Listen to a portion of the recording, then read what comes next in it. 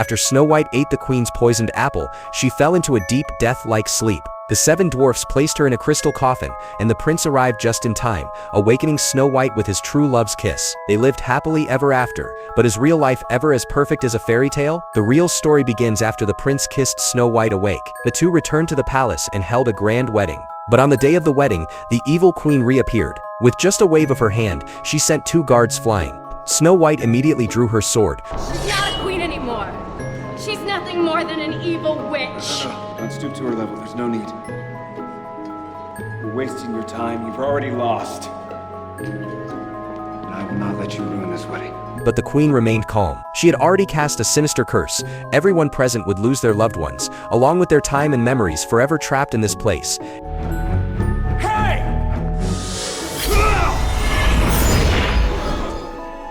And all of this was merely part of a story from a fairy tale book. A young boy named Henry was obsessed with this book and firmly believed that the stories within it were real. His journey's purpose was to find his birth mother, Emma. 10 years ago, 18-year-old Emma gave birth to Henry, but unable to raise him, she gave him up for adoption. Henry told her that Emma's true identity was Snow White's daughter, which made him Snow White's grandson. However, Emma thought Henry was just overly immersed in his books.